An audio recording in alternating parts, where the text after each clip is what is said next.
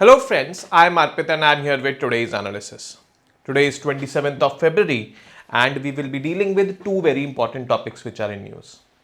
The first is the Caspian Sea is shrinking. The sea is in Central Asia, surrounded by 5 countries: Russia, Iran, Azerbaijan, Turkmenistan and Kazakhstan. It is a saltwater lake and the world's largest lake it is. Around 31,000 square kilometers of water area has been lost since 2006, primarily due to climate change. Apart from it, other environmental factors and the geopolitical factors are also responsible for it. Around 130 rivers drain into this particular sea. But yes, due to lack of coordination among the countries, this is getting shrunk. We need to look at it urgently. This is what the environmental enthusiasts feel. The next is black plastics and the related health concerns. Black plastics are being used in utensils nowadays, and there is a threat of, I would say, bioaccumulation of certain fire retardants. Why? Because this black plastic is made from the recycled electronics, and in the electronics some fire retardants are used. The scientists feel that these fire retardants have not gone away with in the black plastics and they enter our body because we are using them in cooking utensils as well as other day-to-day household items. So it will be a health threat to the humans in the times to come. Then we will be dealing with the MCQs based on these two topics and discuss the answers to the MCQs of yesterday. Now you can see the Caspian Sea shrinking. So here the dark blue one is the deeper portion. Generally speaking, the northern part of Caspian Sea is shallow, less deep. Southern part of Caspian Sea is more deep. But the lighter ones which you are seeing over here is the area which is in which depth is reducing. So this is what we need to look into. And here you can see the lighter portions, the depth has reduced. The water area has been lost, and in total since 2005-6, 31,000 square kilometers of water area has been lost in the Caspian Sea. Just north east of Caspian Sea is Aral Sea in Central Asia. Aral Sea has also undergone a lot of water loss in the years. So what is happening in Central Asia? If the trend continues, then there will be or there can be water crisis. Now about this sea, if I talk about this Caspian Sea, it is enclosed by 5 countries, or it is touched by 5 countries. First Turkmenistan, then over here Kazakhstan, then Russia, then Azerbaijan, and in the south Iran. So these 5 countries, 1, 2, 3, 4, 5, UPSC is known for asking such kind of questions. So it is touched by these 5 countries. It spans over 3,70,000 square kilometers and is fed by around 130 rivers. Now the sea has two distinct regions. First is northern Caspian. It is characterized by relatively shallow waters and less salinity. So in the northern part, salinity is less and depth is also less, with an average depth of no more than 5 meters. The southern Caspian Ocean or Caspian Sea, salinity is more and depth is also more. Depth can go up to 1025 meters. It is the largest enclosed body of water in the world. In the current situation, it has lost 7.1% of its water area, which is 31,000 square kilometers from 2005 till 2023. Shrinkage is primarily attributed to climate change, but geopolitical and environmental factors are also contributing. Geopolitical factors like there is lack of coordination among the surrounding countries, that what can be done to restore the depths. And environmental factors are also responsible, like a lot of pollution and all is happening in that region, which is choking the rivers which are draining into this sea.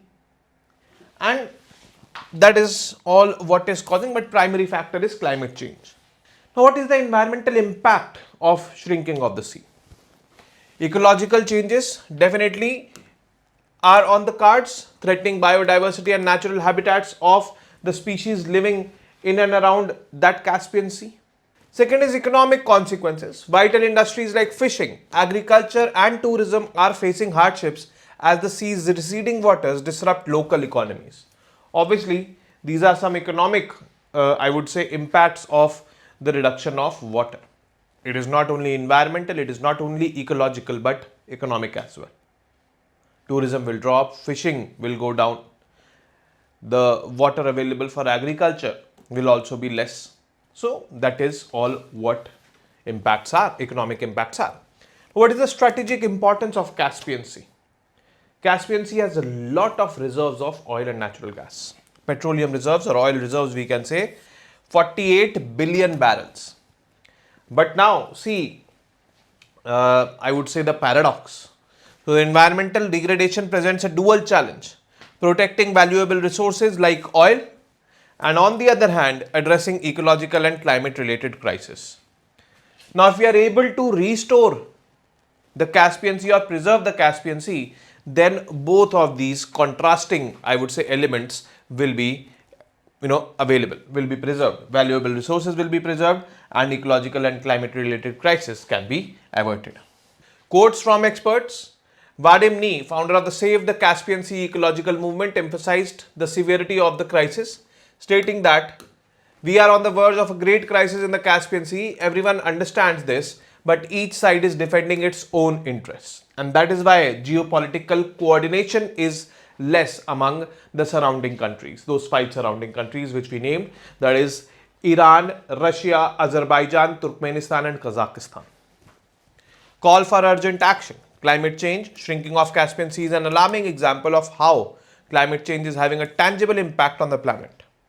International cooperation definitely is required, specifically from those 5 surrounding countries, in order to restore it. Otherwise, the degradation will continue.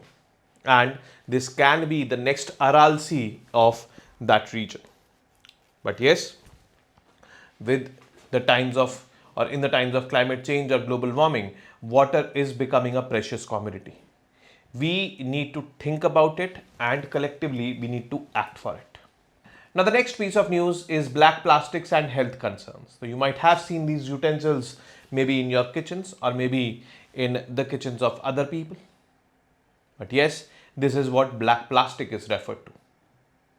Black plastic is made from the recycled electronic waste primarily.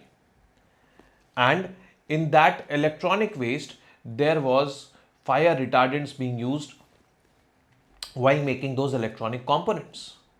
These fire retardants, they pass on to the people when this black plastic recycled after e-waste and used as utensils and all, so it enters our body or it can enter our body, and that is what the health concern related to this black plastic is. So we should know about it in detail because UPSC at times asks questions from these very common, I would say, things which we should know.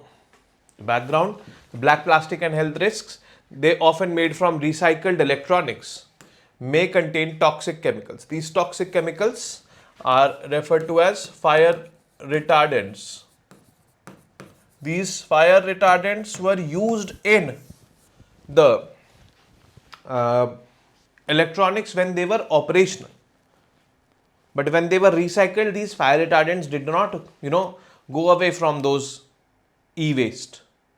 And they have been there present in the black plastics which we are using as utensils in our kitchens. Now, this fire retardant is BDE 209 or flame retardant. We also refer to it as flame retardant, which it is BDE 209. A revised study and correction. After study's initial findings, researchers corrected their calculations specifically regarding the chemical BDE 209. This correction raised further questions about actual safety of black plastics. This BDE 209 is present in the utensils which are made up of black plastics. Earlier, the scientists were predicting that the amount of BDE 209 is much. Now the amount is less, but yes, it is there, and it can cause harm to us. Now, what is BDE 209? BDE 209 is also known as deca BDE. Now, deca-bromodiphenyl ether, deca BDE, is a brominated flame retardant. It consists of biphenyl structure with 10 bromine atoms. Bromine largely is considered to be harmful. It is I would say, element which is acting like a fire retardant and harmful to humans. It is commonly used in electronics, fabrics, plastics and other materials to reduce flammability of those items. Environmental and health concerns. BDE 209 is persistent. Persistent means it does not degenerate. It remains in the environment for a longer time, does not break down easily in the environment, and bioaccumulates, builds up in organisms over time. It keeps on accumulating, means it gets transferred from one to the other like this. These properties have led to environmental and health concerns, as BDE 209 can enter the food chain, affecting both ecosystems and human health. And due to these concerns, its use has been restricted or phased out in many countries. But yes, in India, it is still there. Now, we use the word bioaccumulation. What is bioaccumulation? So, it is the gradual buildup of chemicals in an organism over time. Gradual buildup of chemicals in an organism over time. How does it happen? Let us see. These chemicals are absorbed at a faster rate than they can be broken down or excreted by the organism. Like we consume something. Okay. So, let's suppose there are black plastics in my home, and my food is being cooked by using these black plastic utensils. Now these BDE 209, they in small amounts, they will enter my food when it goes into my body, that my body will start accumulating BDE 209. So this BDE 209, these chemicals are absorbed at a faster rate by my body than they can be broken down or excreted by my body. So they will remain in my body accumulated. And since every day I am consuming food made out of those black plastics or made with those black plastics, so technically speaking, almost every day I will be consuming BDE 209. It will keep on accumulating in my body, and my body will absorb it at a faster rate and excrete it at a slower pace. So they will remain in my body. That is called as bioaccumulation. How it occurs? Exposure to chemicals, and when the chemicals enter the organism through air, water, soil or food. In my example, that chemical is entering through food in my body. Storage. These chemicals accumulate in the organism's fatty tissues and organs, obviously damaging those fatty tissues. Examples of bioaccumulation: toxic chemicals like PCBs, DDT, dioxins and mercury accumulate in fish and other marine organisms, and at times we consume those fish also. So it is like this. Vitamin A can build up in the livers of carnivores like polar bears, causing toxicity. Hypervitaminosis A, it is called as. Now, effects of bioaccumulation. Now see, in this image we can see industrial activities, water pollutants. They are cadmium, lead and all, copper and all, they enter the water. Then in the water, they are consumed by the microbes over there. These microbes can be consumed by the fishes. Now, these water pollutants enter the food chain of enter these bodies of microbes. From microbes, they enter the fish's body, these red dots we can say. And from fish, it can enter humans also, because humans consume fish. So one of the effects of bioaccumulation is biomagnification. Bioaccumulation is happening over here. Now fish consume this other microbes. In all the microbes, these toxins are present. Now these toxins will magnify when it go into the fish's body, because fish is feeding upon every microbe having these pollutants. Now fish having this is consumed by humans. So these go in the humans as well.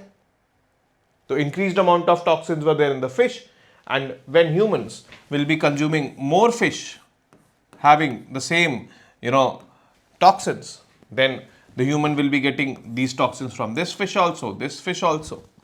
So this is how biomagnification happens. Chemicals can increase in concentration as they move up the food chain, impacting higher levels of predators. This is chronic poisoning. Over time, the buildup of chemicals can reach harmful levels, causing toxicity and adverse health effects, even deaths. Now, related terms, bioconcentration is another term which you should know. So, till now we've learned bioaccumulation, biomagnification, now bioconcentration, accumulation of chemicals from water into an organism. Water where concentration is less, and when it enters your body, the concentration increases. So that is bioconcentration. Bioaccumulative. So BDE 209 in my example was a bioaccumulative. It describes the chemicals that persist in the environment and organisms, making them prone to bioaccumulation. That chemical which is getting transferred from one organism to the other organism, or a chemical which is getting transferred to my body via food or anything. That is bioaccumulative. Now what is black plastics? Composition, it is often made from recycled materials, especially from electronic waste like computers, TVs and household appliances. Harmful chemicals in black plastics, flame retardants such as bromine, BDE09 we saw, antimony which are used to reduce flammability. Heavy metals like lead, cadmium and mercury which are toxic at high levels. And there are multiple health risks.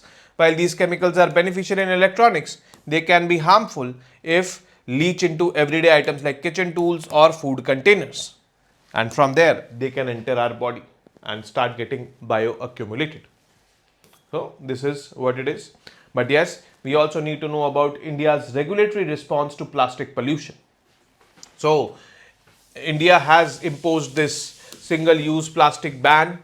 India has banned the use of identified single-use plastic items to reduce the environmental burden of plastic waste, because it is very difficult to recycle, or it is impossible to recycle plastic, and it is not biodegradable as well. Plastic Waste Management Rules 2016. These rules outline a framework of segregation, collection, recycling and disposal of plastic waste. They aim to minimize plastic waste and promote sustainability. Like our road transport minister, Mr. Nitin Gadkari, is using plastics in making roads. So it is kind of impossible to recycle them, but this is a way of recycling it and reusing it. Then extended producer responsibility. Extended producer responsibility means anyone who is producing, distributing or branding these plastic items has the responsibility of managing when it turns into waste. As simple as that. EPR mandates that producers, importers and brand owners are responsible for the collection and management of plastic waste generated by their products. This shifts the burden of waste management from local authorities to the producers. So this EPR, extended producer responsibility, is applicable for e-waste as well, for plastic waste as well. But yes, we need to think about it. These are small things in our daily lives which can be toxic for us, or which might be already being toxic for us.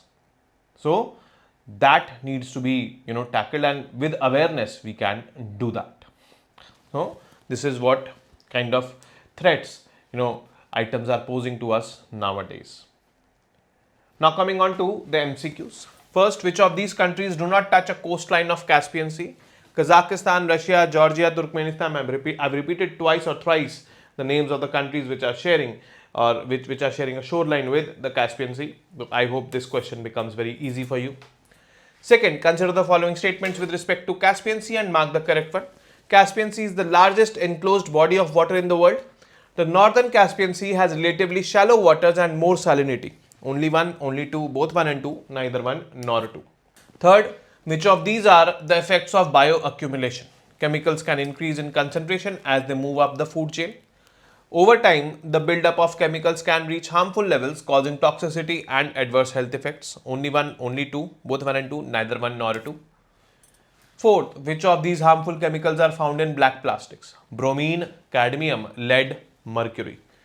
Only one and two, only three, 1, 2 and 4, or all of the above. Now, MCQs of yesterday. From which country has India taken over the chairmanship of Bay of Bengal Intergovernmental Organization It is not Mauritius, not Sri Lanka, not Madagascar. It is Bangladesh. Hence, none of the above is the correct option. Second, consider the following statements with respect to PM Matsya Kisan Samriddhi Sahay Yojana and mark the correct one. It is a sub-scheme under PM Matsya Sampada Yojana. Absolutely correct. Launched in 2023. It aims at gradual formalization of fisheries sector. Yes. From informal to formal sector. This is one of the objectives of this particular scheme, and hence both 1 and 2 are the correct options. Third question, the Neo Tethys slab is surrounded by which of the following tectonic plates? So Neo Tethys slab is in the northern part of Iraq. South of it is the Arabian plate and north of it is the Eurasian plate. So it was very simple question, Arabian and Eurasian plate. We had discussed it in detail as well. Fourth, what are the probable consequences of sinking of northern region of Iraq? Better earthquake predictions. Yes, scientists will be able to develop better models for earthquake predictions, not the timing of the earthquakes, but the areas of impact and the intensity with which earthquakes can come. This predictability or this level of predictability can happen. Geothermal energy potential, yes, that can also be realized because it is getting deeper and deeper, so that realization can also be there. Deeper valley in the Zagros mountain valley, yes, since the depth is increasing, so all three are possible. So all of the above, C is going to be the correct option over here. So this is what the answers to yesterday's questions were. Now with this, we come to an end of today's session, and I will be seeing you tomorrow now with more such informative news pieces. Till then, you guys very well know what to do. Not repeating it today. Namaste. Jai Hind.